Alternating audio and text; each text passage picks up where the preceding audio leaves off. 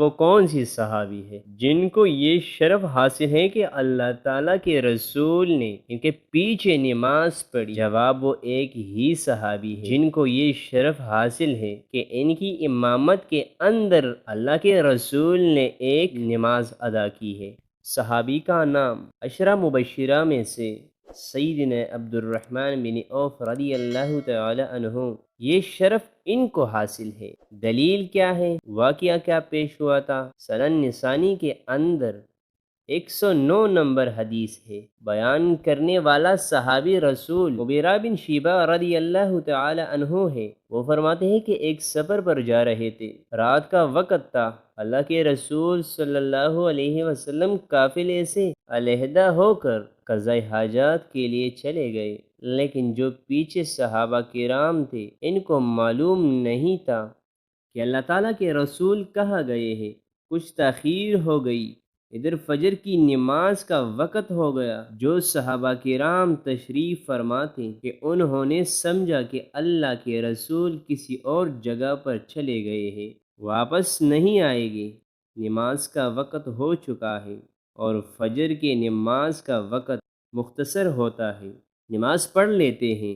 نبی کریم صلی اللہ علیہ وسلم کہیں دور نکل گئے ہیں، یہ سوچ کر سیدنا عبد الرحمن بن عوف رضی اللہ تعالی عنہ کو ساتھیوں نے امام بنا لیا اور ان کے پیچھے نماز پڑھنا شروع کر دی۔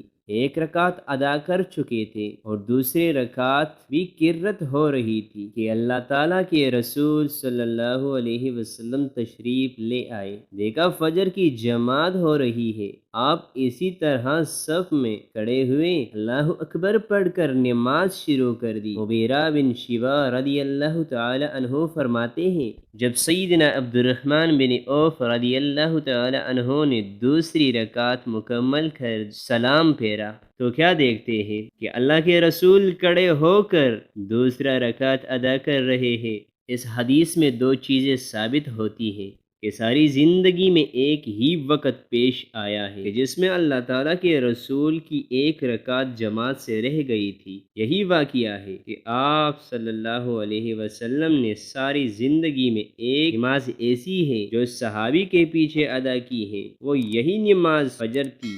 یہ اگر ہمارے لیے سنت بن گئی کہ اگر کسی کی نماز رہ جائے تو وہ اسے کیسے ادا کرنے ہیں، اس پر عمل کرتے ہوئے آج ہم بھی کسی نماز میں تاخیر ہو جائے تو امام کے سلام پھیرنے کے بعد وہ کھڑے ہو اپنی نماز کو پورا کرتے ہیں۔ اللہ تعالیٰ اس طرح تمام سوالات کو سمجھ کر اس پر عمل کرنے کی توفیق عطا فرمائے اور ہم سب کو اچھی زندگی میں دین پر قائم و دائم رکھے۔ آمین۔